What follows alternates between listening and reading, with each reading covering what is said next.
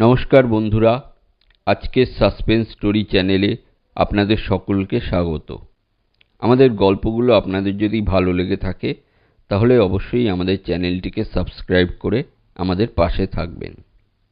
আজকের গল্প হানাবাড়ির খপ্পরে। লেখক শ্রী বীরেন্দ্র কৃষ্ণ ভদ্র।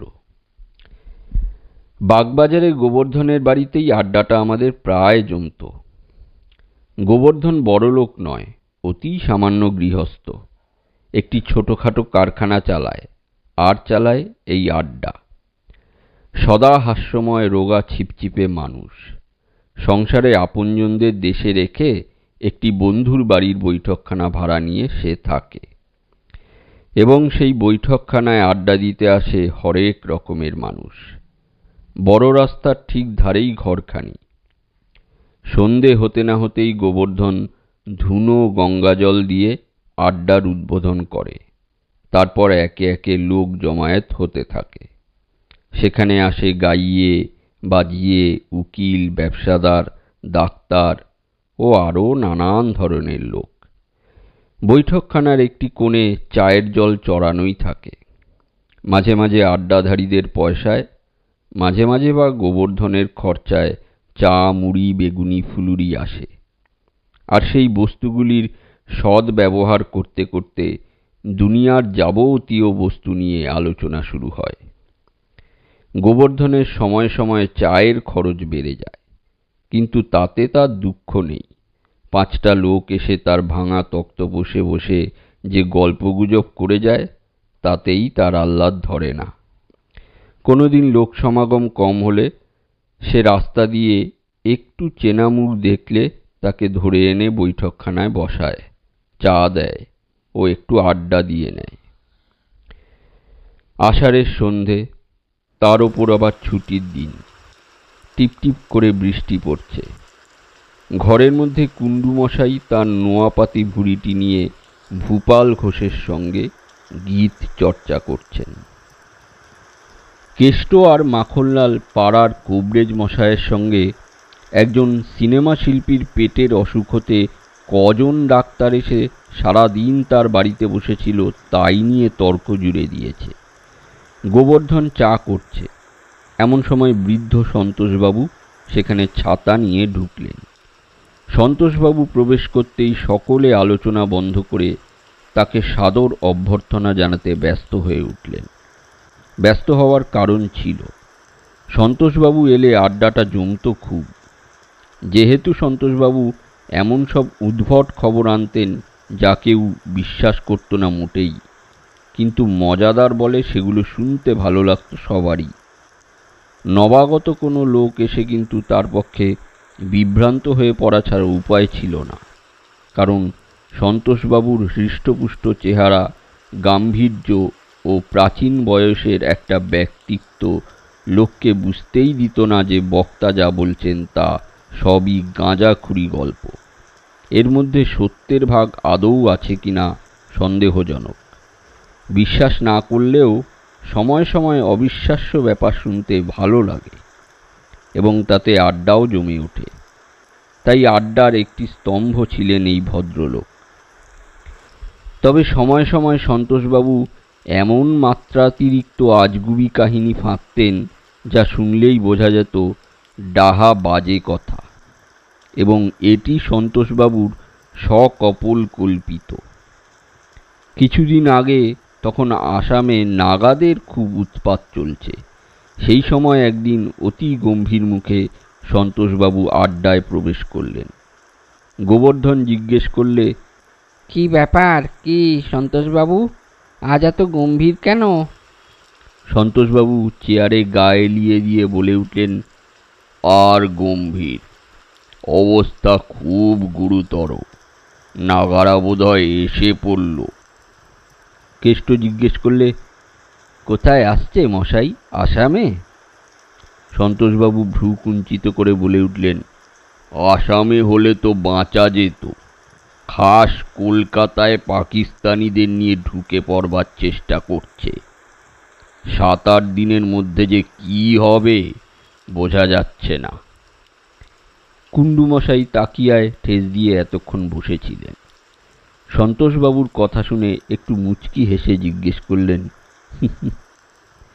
খবরটা কি টেলিগ্রামে আপনাকে কেউ দিয়ে গেছে?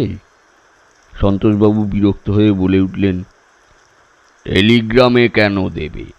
খাস মিলিটারি ডিপার্টমেন্টের খবর মশাই। গভর্নমেন্ট খুবই ভাবিত হয়ে পড়েছে। কুন্ডুমশাই সে কথা শুনে হো হো করে হেসে উঠলেন। তাই দেখে সন্তোষবাবু চোটে বলে উঠলেন, আচ্ছা মশাই, হাসছেন হাসুন, ব্যবসাদার মানুষ, তাই আপনার সবেতে অবিশ্বাস। কিন্তু বুঝবেন ঠেলা, যখন দেবে এসে নাগারা খোঁচা, তখন গা গা করে চেঁচাতে থাকবেন। ওই নেয়াপাতি ভুড়ি নিয়ে আর গদিতে বসতে হবে না, পিটিয়ে অর্ধেক করে দিয়ে যাবে। কুণ্ডুমশাই প্রত্যুত্তরে ঠাট্টা করে তখনই বলে উঠলেন, যাক, আপনি যখন আছেন তখন আমার আপত্তি কি? মিলিটারি নিয়ে এসে আমার যেটুকু থাকবে সেটুকুকে একটু তদারকি করে বাঁচিয়ে দেবেন। আর কারোর উপর তো নির্ভর করতে পারবো না, আপনার ভরসাতেই থাকব। কথাটা শুনে কেষ্ট আর ভূপাল হেসে উঠল। আর যায় কোথা? সন্তোষবাবু ক্ষেপে গেলেন। যাবার সময় শুধু আচ্ছা বলে বেরিয়ে গেলেন। গোবর্ধন চায়ের পেয়ালা নিয়ে ছুটে এসে বলল, ও দাদা, চাটা খেয়ে যান, এর মধ্যে যাচ্ছেন কোথায়? ততক্ষণে সন্তোষবাবু রাস্তার অর্ধেক চলে গেছেন। দূর থেকে হাত নেড়ে জানিয়ে দিলেন যে ও জিনিস খাবার ইচ্ছে তার নেই। তারপর আর দিন 15 তিনি আড্ডায় আসেননি। সম্ভবত নাগারা না আসাতে তিনি মনে মনে খুবই দাগা পেয়েছিলেন। কিন্তু একবার যিনি আড্ডাধারী হয়েছেন তিনিই জানেন যে আড্ডার মোহ ছাড়া কি কঠিন। সন্তোষবাবুও বাড়িতে বসে থাকতে পারলেন না, বৃষ্টির মধ্যেই বেরিয়ে পড়লেন। তিনি আসতেন অনেক দূর থেকে, কিন্তু আষাঢ়ের এই বর্ষার সন্ধ্যায় আড্ডা ছেড়ে বাড়িতে পড়ে থাকা মানে নির্বাসনের শামিল। তাই চৌরঙ্গীর কাছাকাছি জায়গা থেকে বাগবাজারের দূরত্বটা বেশি ঠেকল না। তিনি বেরিয়ে পড়লেন। সন্তোষবাবুকে আসতে দেখে কুণ্ডুমশাই সেদিন একটু অধিক আপ্যায়ন শুরু করলেন। বললেন, বসুন বসুন সন্তোষবাবু, নতুন কি খবর আছে বলে ফেলুন। নাগাদের প্রসঙ্গ ছেড়ে উঠে পড়ে সেই জন্যেই বোধহয় সন্তোষবাবু একেবারে ভিন্ন লাইনের কথা পেরে বসলেন। চোখ দুটি বড় করে বললেন, মশাই, আজ একটা আশ্চর্য ঘটনার কথা শুনে এলুম। আমাদের পাশের বাড়িতে একটি বউ হঠাৎ মালকোচা মেরে তার শ্বশুর, দেওর আর স্বামী তিনটে ষণ্ডাকে ঘুষি মেরে শুইয়ে দিয়েছে। হই হই কাণ্ড। ঘোমটা দেওয়া বাড়ির বউ, তার গায়ে হঠাৎ অসুরের শক্তি কি করে এলো রে বাবা! পাড়া প্রতিবেশী সবাই ছুটে এলো। আমাদের বাড়ির ছেলেগুলোও গিয়েছিল। তারা এসে বললে, বাব্বাহ, তার কাছে এগোয় কার সাধ্যি! অনবরত হিন্দি বলছে আর তাল ঠুকে সকলকে চ্যালেঞ্জ করছে, आओ हमारा साथ, कौन लड़ेगा आओ, একদম জান সে খতম কর দেগা। তাই শুনে ডিগডিগেগুলো সবাই পালিয়েছে। এখন 7টা জোয়ান এসে তাকে কোনো মতে দড়ি দিয়ে বেঁধে রেখেছে বটে, কিন্তু চিৎকারে লোকের কান ঝালাপালা হওয়ার উপক্রম। গোবর্ধন টিয়া পাখির মতো নাকটি নিয়ে পাশে দাঁড়িয়েছে। খবর শুনে তার নাক খেদা হয়ে যাবার জোগাড়। সে হাঁ করে বলে উঠল, বলেন কি? কুণ্ডুমশাই, ভূপাল ঘোষ, দেবেন উকিল সবাই খবরটা শুনে গা ঝাড়া দিয়ে উঠে বসলেন। সন্তোষবাবু বলে চললেন, এখন পুলিশ, ডাক্তার সব এসেছে, কেউ কিছু করতে পারছে না। ভূপাল ঘোষ বললে, বোধহয় পাগল হয়ে গেছে হঠাৎ। পাগলাদের গায়ে বায়ুর প্রকোপে খুব জোর হয় শুনেছি। সন্তোষবাবু বিরক্তির সুরে বলে উঠলেন, দূর তোর পাগল! একটা বউ পাগল হলে বাড়ির লোক সামলাতে পারত না? কুন্ডুমশাই হেসে বলে উঠলেন, একটা স্ক্রু আলগা থাকলে সামলানো মুশকিল, তার উপর যদি আবার বউয়ের মাথা খারাপ হয় তাহলে তো 7 গোষ্ঠীর কেউ সামলাতে পারে না। সন্তোষবাবু প্রতিবাদ করে বলে উঠলেন, আরে মশাই, পাগল নয়, পাগল নয়, ভূতে ধরেছে। শোনা গেল বাড়ির পাশে একটা পুরো বাড়ির উঠোন আছে, সেইখানে আগে নাকি কুস্তির আখড়া ছিল। বউটা জানতো না। দুপুরবেলায় সেখানে ঘর ঝাঁট দিয়ে জঞ্জাল ফেলছিল। তারপরই এই ব্যাপার। কোন বেটা পালোয়ান ভূত কাঁধের ওপর চেপে বসেছে। ভূপাল বলে উঠল, যত সব বোগাস ব্যাপার, ভূতে ধরেছে না ছাই, হিস্টিরিয়া টিস্টিরিয়া হবে। সন্তোষবাবু কথাটায় আহত হয়ে বলে উঠলেন, আমি জানি, আমি বললেই সেটা বোগাস ব্যাপার বলে আপনারা উড়িয়ে দেবেন, কিন্তু এ আর অপরের মুখ থেকে উড়ো খবর শুনে আসা নয়, খাস আমার বাড়ির পাশে স্বচক্ষে দেখে আসা খবর। একে বোগাস বলেন তো আমি আর কি বলবো। বিশ্বাস না হয় আমার সঙ্গে গিয়ে দেখবেন, চলুন। মেয়ে ছেলে কি চোখ পাকিয়ে একটা রদ্দায় সবাইকে কাত করে ফেলছে। কুন্ডুমশাই হঠাৎ সন্তোষবাবুকে সমর্থন করে বলে উঠলেন, না, আজকের ঘটনাটা অবিশ্বাস করবার মতো নয় ভূপাল, এরকম হতে পারে। ভূতের ভয় হলে অতি প্যাংলা লোকও থরহরি কাঁপিয়ে দিতে পারে। বউটাকে হয়তো ভূতেই ধরেছে। ভূপাল তাচ্ছিল্যের হাসি হেসে বলে উঠল, দূর, ভূত ফুত সব বাজে। ভূত যদি থাকেও তাহলে সে কখনো মানুষের অনিষ্ট করতে পারে না, কারণ তোমার আমার মতো দেহ ধারণের ক্ষমতা ভগবান তাকে দেননি। সন্তোষবাবু একটু উষ্ণ স্বরে বললেন, দেহ ধারণ না করেও তারা অন্য দেহের ভেতরে ঢুকতে পারে না বলছেন? ভূপাল নির্বিকারভাবে বললে, আমার তাই ধারণা, ভূত মানেই মনের ভুল। চিরকালের সহজাত সংস্কার থেকে মানুষের মনের ভয়ের উৎপত্তি হয়, তাই থেকে মানুষের মনে নানা ক্রিয়া প্রতিক্রিয়া ঘটতে পারে। লোকে সেইটাকেই ভূত টুত বলে ধরেছে, আসলে ওটা মনের একটা বিকৃত অবস্থা। গোবর্ধন এতক্ষণ কোনো কথা কয়নি, কিন্তু এবার সে বলে উঠল, না ভাই ভূপাল, মনের অবস্থার সঙ্গে এর কোনো সম্পর্ক নেই, কারণ আমি কয়েকটা ঘটনা জানি যা নিছক ভূতের ব্যাপার। ভূপাল চায়ের একটা পেয়ালায় খানিকটা চা ঢেলে নিয়ে বলে উঠল, ও আমিও অনেক জানি, বলি নিজে কখনো ভূত দেখেছ? না, তা দেখিনি, তবে অতি বিশ্বাসী লোকের মুখে শুনেছি তারা নিজেরা দেখে এসে বলেছেন। ভূপাল বললে, থামো থামো, ওই কথা সবাই বলে, কেউ নিজের চোখে কিছুই দেখেনি, শুধু শুনেই এসেছে। এরপর কুন্ডুমশাই নিজের এক ভৌতিক দর্শনের গল্প করলেন। কোবরেজ মশাইও একটি ছাড়লেন, কিন্তু অবিশ্বাসী ভূপাল ঘোষ গল্পগুলো মন দিয়ে শুনলেও মুখ টিপে টিপে যেভাবে হাসতে লাগলো তাতে বেশ বোঝা গেল যে ও কারুর গল্পই ঠিকমতো বিশ্বাস করছে না। কিন্তু ভূতের গল্প শুরু হলে আর থামে না, তার উপর বাদলার দিনে সন্ধেবেলায় শুরু হলে তার জের অনেকক্ষণ টেনে নিয়ে যেতে শ্রোতা ও বক্তার বেশ ভালোই লাগে। গল্প যখন খুব জমে উঠেছে, ঠিক এই সময় দীনেশবাবু বলে আমাদের এক পুরনো বন্ধু সেখানে প্রবেশ করলেন। তার সঙ্গে এলেন একজন কোট প্যান্ট পরিহিত প্রৌঢ় ভদ্রলোক, অতি সৌম্য মূর্তি ও লম্বা চওড়া মানুষটি। পরিচয়ে জানা গেল ভদ্রলোক দীনেশবাবুর খুবই পরিচিত একজন ডাক্তার, দক্ষিণ কলকাতায় থাকেন। এইদিকে কোন বৈষয়িক কাজে এসেছিলেন।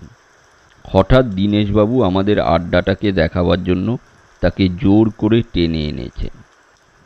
দীনেশবাবু আলাপ করিয়ে দিতেই সকলে তাকে নমস্কার জানিয়ে হাসি মুখে অভ্যর্থনা করল। গোবর্ধন একটা চেয়ার টেনে এনে তাকে বসিয়ে চা দিলে। দীনেশবাবুও তক্তপোষের একধারে আসন গ্রহণ করলেন। যে প্রসঙ্গ চলছিল সেটা আগন্তুকের সামনে চালানো ঠিক সঙ্গত হবে কিনা ভাবতে ভাবতে সবাই চুপ করে গেলেন। কিন্তু দীনেশবাবু একটা সিগারেট ধরিয়ে হঠাৎ বলে উঠলেন, কি সবাই চুপচাপ হয়ে গেলেন কেন? আমি ডাক্তার মুখার্জিকে নিয়ে এলুম আমাদের বাগবাজারের আড্ডা দেখাতে, আর সেই আড্ডাধারীরাই চুপ হয়ে গেল। গোবর্ধন সহাস্য বদনে বলে উঠল, না, এই আজে বাজে ভূতের গল্প হচ্ছিল, আপনারা আসতে। গোবর্ধনকে কথা শেষ করতে না দিয়েই দীনেশবাবু বলে উঠলেন, আরে এ তো খুব ভালো বিষয় নিয়ে আলোচনা হচ্ছিল, থামলে কেন, চালাও।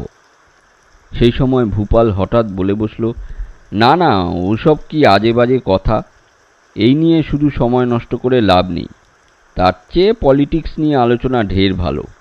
সময় না কাটলেই লোক ভূতের গল্প করে, বুঝছেন না? দীনেশবাবু গম্ভীর হয়ে বললেন, ভূপাল, তুমি ভূত বিশ্বাস করো না মোটেই? ভূপাল সহাস্যে বললে, বিলকুল না। দীনেশবাবু ডাক্তারবাবুর মুখের দিকে একবার চেয়ে বলে উঠলেন, এ বলে কি মশাই, আপনার সেই কাহিনী শুনলে তো এরা থ হয়ে যাবে। ডাক্তার মুখার্জিও ও প্রসঙ্গ চাপা দেবার অভিপ্রায়ে বলে উঠলেন, না না, ও বিশ্বাস না করাই ভালো। কেন আবার ওসব আলোচনা, অন্য বিষয়ই চলুক না। দীনেশবাবু বললেন, না মশাই, এরা ভূত বিশ্বাস করে না এ তো মেনে নিতে পারা যায় না। আপনি অন্তত তা স্বীকার করবেন না নিশ্চয়ই। ডাক্তার মুখার্জি একটু চিন্তিতভাবে বলে উঠলেন, দেখুন, ভূত সত্যি আছে কি নেই ঠিক বুঝি না। বিজ্ঞান ও যুক্তি বলে ওসব চোখের ভ্রম, কিন্তু আবার ব্যক্তিগত অভিজ্ঞতায় দেখি উল্টো এক রহস্য।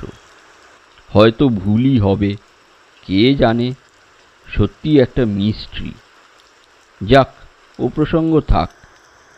ডাক্তার মুখার্জির কথা বলার ধরনে সকলেই বুঝতে পারল একটা কি ব্যাপার তিনি চেপে যেতে চাইছেন।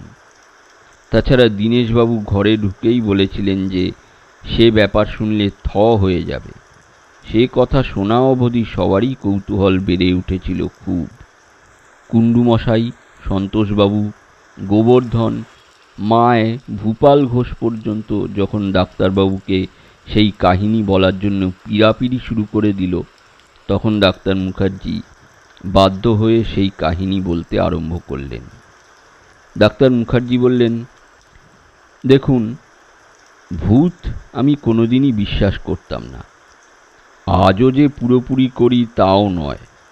তবে আমার জীবনে এমন একটা অলৌকিক ঘটনা ঘটেছিল যার হদিশ আমি আজও পাইনি, যার জন্যে আমার জীবনের মহামূল্য কয়েকটা বছর খেসারত দিতে হয়েছিল। সকলে উদগ্র আগ্রহে ডক্টর মুখার্জির মুখের দিকে চেয়ে তার কাহিনী শুনতে লাগলেন। সমস্ত ঘরটায় তখন বেশ থমথমে ভাব। ওদিকে ঘরের বাইরেও চেপে বৃষ্টি আসাতে পরিবেশটা আরও জমাটি হয়ে উঠল। ডাক্তার মুখার্জি বলতে লাগলেন, বছর 15-20 আগে মেডিকেল কলেজ থেকে আমি পাশ করে বেরিয়েছিলাম এবং অতি অল্প দিনের মধ্যেই ডাক্তার হিসেবে সুনামও অর্জন করেছিলাম। তাই রোগীর সমাবেশ আমার কর্মজীবনের প্রথম অধ্যায় থেকেই বেশ ভালোভাবে শুরু হলো। দিবারাত্রি নানা ধরনের রোগী নানা ব্যাধি নিয়ে আমার কাছে আসত এবং আমি তাদের যথাসাধ্য রোগ মুক্তির জন্য চেষ্টা করতাম। বোধহয় নিরাময়ের সংখ্যা বেশি হওয়াতেই সকাল সন্ধে নানা স্থান থেকে আমার ডাক আসতো। অনেক সময় বাধ্য হয়ে বলে দিতে হতো যে যাবার সময় হবে না, আপনারা অন্য কোনো চিকিৎসককে ডাকুন। তাতে লোকে ক্ষুণ্ণ হতো ঠিকই, কিন্তু উপায় ছিল না। সকলে বলে উঠল, বটেই তো বটেই তো। ডাক্তারবাবু আবার বলতে শুরু করলেন, আমার বাড়ি আর ডিসপেন্সারি ছিল ভবানীপুরে। বিকেলবেলায় রোগী দেখে রাত 8টার মধ্যেই সেখানে ফিরে আসতুম। তারপর ঘণ্টাখানেক ওইখানে রোগী দেখে 9টা সাড়ে 9টায় ওপরে চলে যেতুম, আর নামতুম না। এই ছিল সাধারণত প্রাত্যহিক নিয়ম। খুব জরুরি কেস থাকলে অবশ্য দেরি হয়ে যেত বা রাত্রিরেও বেরোতে হতো, কিন্তু সে কালে ভদ্রে। একদিন এমনি বর্ষা, তবে সারাদিনই গুড়ি গুড়ি বৃষ্টি পড়ছে। ডাক্তারখানায় রোগীর সংখ্যা বেশি নয়। 8:30টার মধ্যে কাজ চুকে গেল।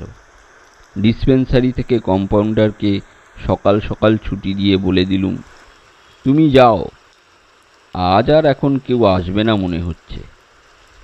কম্পাউন্ডার চলে গেল। সেদিনের খবরের কাগজটা একটু চোখ বুলিয়ে নিয়ে ওপরে উঠে যাব ভেবে আমি কাগজটা পড়ছি। এমন সময় হঠাৎ একটা লোক ডিসপেন্সারির বাইরে দাঁড়িয়ে আমায় ডেকে বললে, ডাক্তারবাবু, একটু দয়া করে যদি আমাদের বাড়িতে আসেন বড় ভালো হয়। আমার এক আত্মীয় মরো, কোনো ডাক্তারই পাচ্ছি না, একবার চলুন। বাইরে যেখানে লোকটি দাঁড়িয়েছিল সেখানটায় আলো তত স্পষ্ট ছিল না। লোকটাকে বললাম, ভেতরে এসে বসুন, কি ব্যাপারটা আগে শুনি, তারপর যাওয়ার কথা হবেক্ষণ। লোকটি অনুনয় করে বললে, তার একটা পা খোড়া, বেশি উঁচু নিচু করতে কষ্ট হয়, তাই তাকে মাফ করতে হবে। নেহাত বিপদে পড়েই সে আমার কাছে ছুটে এসেছে। আমার কি মনে হলো, ড্রাইভারকে ডেকে গ্যারেজ থেকে গাড়ি বার করতে বললাম।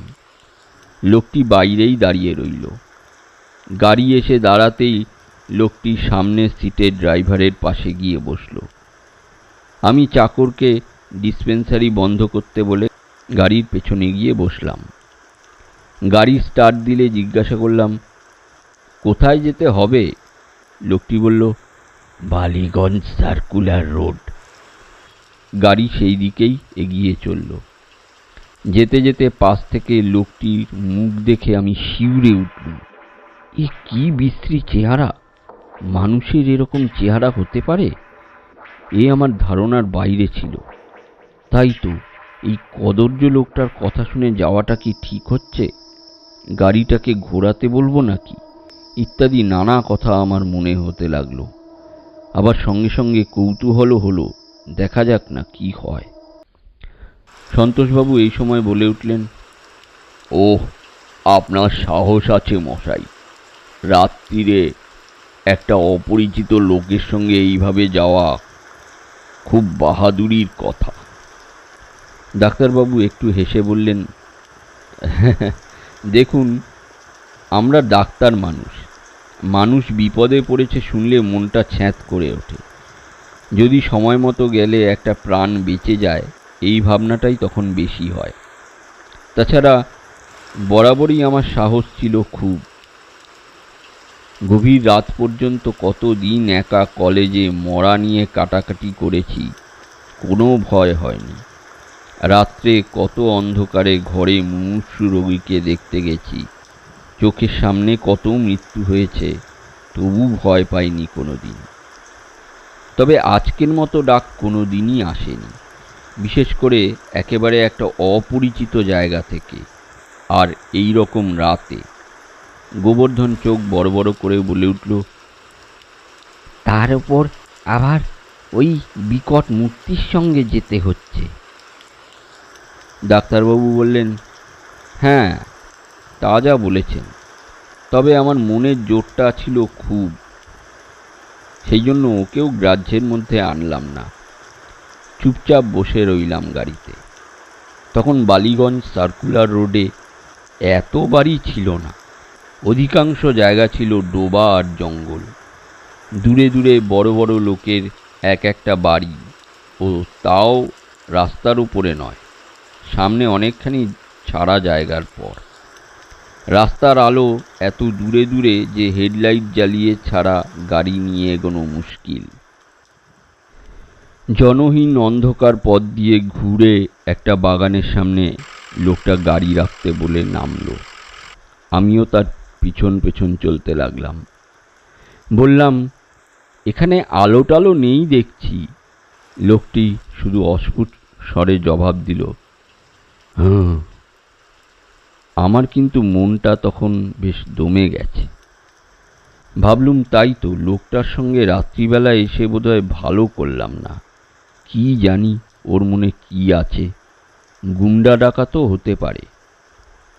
অবশ্য দু একজনের আক্রমণ সামলাতে পারবো, কিন্তু অজানা জায়গায় রাতের অন্ধকারে যদি বেশি লোক আসে তাহলে।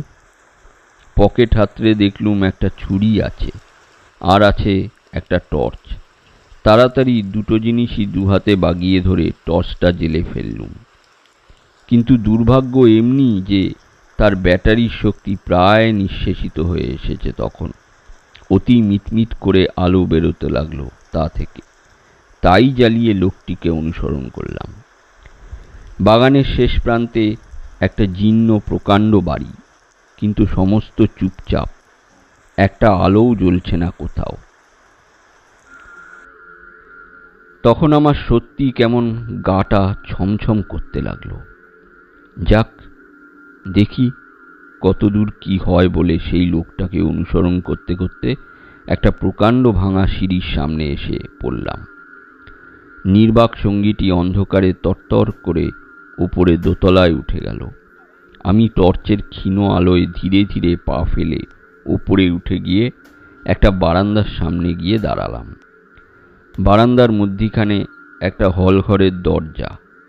মনে হলো সেই প্রকাণ্ড হলটার শেষ দিকে মিটমিট করে একটা পিদিম জ্বলছে, আর তারই পাশেতে একজন কে আপাদমস্তক মুড়ি দিয়ে পড়ে আছে। যাই হোক, সেই রুগী কিনা কে জানে। আবার মনে হলো, খুনটুন হয়নি তো? শেষকালে আমাকে ফ্যাসাদে ফেলবার জন্যে হয়তো কোনো ষড়যন্ত্র করে নিয়ে এসেছে।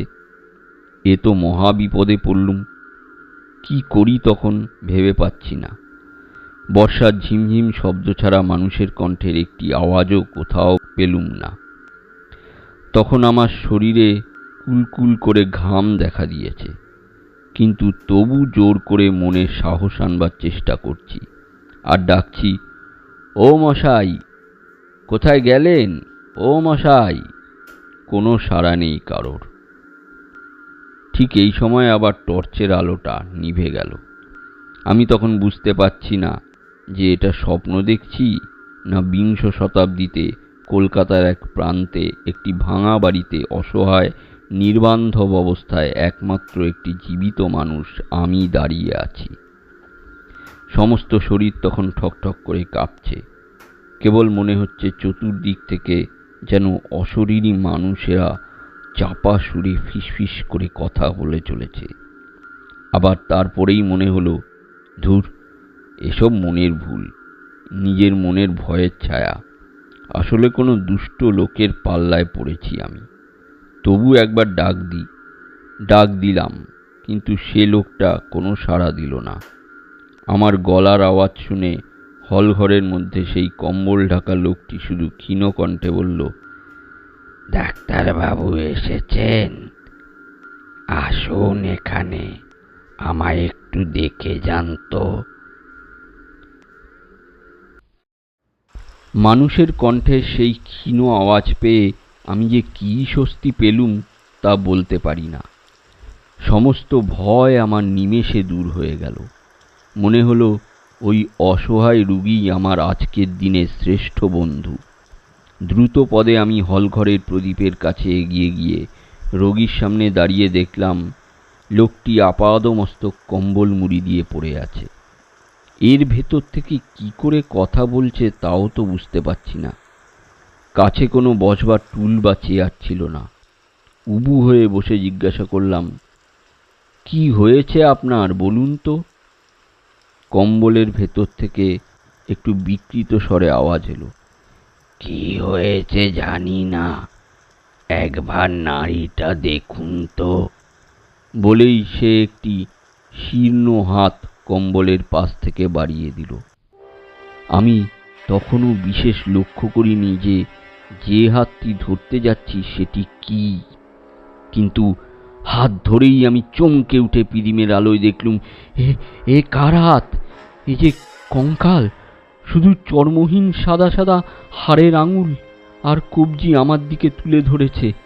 ব্যাস, সঙ্গে সঙ্গে আমি অজ্ঞান হয়ে পড়ে গেলাম। তার পরের ঘটনাগুলো কিছুই জানি না, সবই অপরের মুখ থেকে শোনা। কাহিনী শুনে সবার নিঃশ্বাস বন্ধ হয়ে আসার উপক্রম হলো, কিন্তু তারপর কি হলো সবারই ওই এক প্রশ্ন। ডাক্তারবাবু বললেন, তারপর আমি তো সেইখানে অজ্ঞান হয়ে পড়ে আছি। ওদিকে আমার ড্রাইভার শিবুচরণ আমাকে 1 ঘন্টার মধ্যেও আসতে না দেখে খুব চঞ্চল হয়ে উঠল। তাই তো, এরকম তো কখনো হয় না। ডাক্তারবাবু অন্ধকারে এই বাগানের মধ্যে তাহলে কোথায় গেলেন? এই ভাবতে ভাবতে অবশেষে সে পাশের বড় বাড়িতে গিয়ে সমস্ত ব্যাপার খুলে বলল। সে বাড়ির লোকেরা বললে, তোমার মনি পাশের ওই ভাঙা বাড়িতে যেতেই পারেন না, ও বাড়ি বহুদিন ধরে তালা দেওয়া পড়ে আছে। বাড়িতে 2টো খুন হয়, তাই ওর ভাড়াও জোটেনি। অতএব ডাক্তারবাবু ওখানে যাননি, অন্য কোথাও গেছেন। তুমি ভুল দেখেছ। ও হানা বাড়িতে ডাক্তারবাবু যাবেন কেন? শিবুচরণ হলপ করে বললে, ডাক্তারবাবু ওইখানেই গেছেন। আমার গাড়ি ওই বাগানের গেটে রয়েছে, আপনারা দেখবেন, চলুন। সকলে তার কাকুতি মিনতি শুনে 10-12 জন চাকর দারোয়ান নিয়ে 2-3টে বড় টর্চ জ্বালিয়ে সেইখানে গেল। গিয়ে দেখল সত্যিই তো বাড়িতে তালা দেওয়া নেই, দরজা খোলা পড়ে রয়েছে। তখন তারা অবাক হয়েই সিঁড়ি দিয়ে দোতলায় উঠে গেল। হলঘরে ঢুকেই তারা দেখলে আবাসহীন শূন্য সেই কক্ষে শুধু আমি একা অজ্ঞান হয়ে পড়ে আছি। এরপর আমায় ধরাধরি করে সকলে বাড়ি নিয়ে আসে। শুনেছি 3-4 দিন আমার কোনো জ্ঞানই ছিল না। তারপর ধীরে ধীরে জ্ঞান ফিরে এলেও আমি অজ্ঞান হয়ে যেতাম। আরও কিছুদিন পর ভালো হয়ে উঠলুম। আমার স্মৃতিশক্তি একেবারে নষ্ট হয়ে গেল। বাইরে থেকে সুস্থ দেখালেও মনে মনে অস্বস্তি বোধ করতাম, কিন্তু কাউকে কিছু না বলে চুপচাপ থাকতাম। এখানকার চিকিৎসকেরা দেখে ফতোয়া দিলেন যে মেলাঙ্কোলিয়া বা বিষাদ রোগে ভুগছি আমি। কাজকর্ম আবার শুরু করলেই ধীরে ধীরে ভালো হয়ে যাব। সকলে আমায় ডাক্তারখানায় বসাবার জন্য জেদ করতে লাগলো, কিন্তু আমার সেখানে বসবার আর ইচ্ছা হলো না। বাড়িতে আমার এক ভাইপো তখন সবে ডাক্তারি পাশ করেছে। সে বললে, কাকা চলো, তোমাতে আমাতে রুগী দেখব। তার কথায় বাধ্য হয়ে ডাক্তারখানায় আমি সকালবেলায় বসে রুগী দেখতে লাগলাম, কিন্তু কোনো প্রেসক্রিপশন লিখতাম না। একদিন সে কোথায় বেরিয়ে গেছে, তখন 2 জন রুগী বুকের অসুখের চিকিৎসা করতে আমার কাছে এলো। আমি পরীক্ষা করে তাদের 2 জনকে প্রথমে একটা মিক্সচার খাওয়ার জন্য ব্যবস্থাপত্র লিখে দিয়ে বললাম, কম্পাউন্ডারকে এই প্রেসক্রিপশন দেখান, দিয়ে দেবে। রুগীরা প্রেসক্রিপশন নিয়ে কম্পাউন্ডারকে দিয়ে এলো, বললে একটু পরে ওষুধ নিয়ে যাবে। তারপর আরও কয়েকজন রুগীকে দেখে ব্যবস্থাপত্র লিখে দিলাম। খানিকক্ষণ পরে কম্পাউন্ডার হন্তদন্ত হয়ে ছুটে এসে আমায় পাশের ঘরে ডেকে নিয়ে বললে, ডাক্তারবাবু, আপনি কি করছেন? প্রত্যেকটি খাবার ওষুধের সঙ্গে যেসব ওষুধ মিশিয়ে দিতে বলছেন সেগুলো তো প্রত্যেকটি সাংঘাতিক বিষ। কি করে দেওয়া যাবে? তখন আমি আরও ভয় পেয়ে গেলাম। কি যে করব বুঝতে পারলাম না। কম্পাউন্ডার তখন আমার ভাইপোর ফিরে না আসা পর্যন্ত রোগীদের ওষুধ দিতে পারবে না বলে জানিয়ে দিল। তারা তখনকার মতো বিদায় নিয়ে চলে গেল। এরপর থেকে আমায় আর ডিসপেন্সারিতে বসতে দেওয়া বোধহয় কারুরই সঙ্গত মনে হলো না। আমায় ভিয়েনায় পাঠিয়ে দেবার জন্য বাড়ির সকলে মতলব করল এবং আমার ভাইপো কোনো এক বিখ্যাত চিকিৎসকের তত্ত্বাবধানে আমাকে সেখানে নিজে গিয়ে রেখে দিয়ে এলো। 3 বছর ধরে সেখানকার একজন সুবিখ্যাত মনস্তত্ত্ববিদ ডাক্তারের পর্যবেক্ষণে ও চিকিৎসাধীনে আমি রইলুম। তিনি শেষের 1 বছর আমাকে নিয়ে রুগী দেখতে বেরোতেন ও প্রেসক্রিপশন লিখতে বলতেন। ঠিক ঠিক লিখলে তিনি খুব উৎসাহ দিতেন আমায়। তারপর তিনি আমাকে প্রকৃত রোগমুক্ত করে ছেড়ে দিলেন।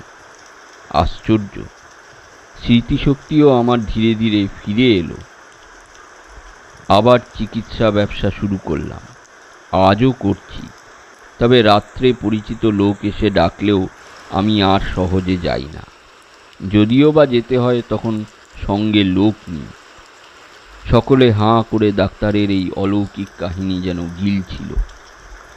ডাক্তারবাবু থামতে ভূপাল অনুসন্ধিৎসু হয়ে জিজ্ঞেস করল, আচ্ছা, এটা কি সম্পূর্ণ ভৌতিক ব্যাপার বলে আপনি মনে করেন? ডাক্তারবাবু বললেন, কি যে এ ব্যাপার তা আজও বুঝতে পারিনি মশাই। তবে এ ব্যাপার নিতান্ত সত্য, আর আমার জীবনে ঘটেছে তারও প্রমাণ আপনারা আমার বাড়ির লোকের কাছ থেকেই শুনতে পাবেন। শিবুচরণ ড্রাইভারও রয়েছে, সেও অনেকটা বলতে পারে। এ ভৌতিক কিনা জানি না, তবে অলৌকিক। দীনেশবাবু এই সময় বলে উঠলেন, যাক ভাই, এ নিয়ে তোমরা বেশি মাথা ঘামিও না। শেষকালে তোমাদেরও হয়তো ভিয়েনায় যেতে হতে পারে। সকলে হেসে উঠল। বাইরে তখন বৃষ্টি ধরে গেছে। আপনারা এতক্ষণ শুনছিলেন শ্রী বীরেন্দ্র কৃষ্ণ ভদ্রের লেখা গল্প হানাবাড়ির খপ্পরে। আমাদের ভিডিওটা যদি আপনাদের ভালো লাগে তাহলে অবশ্যই লাইক, শেয়ার আর কমেন্ট করে দেবেন। ধন্যবাদ।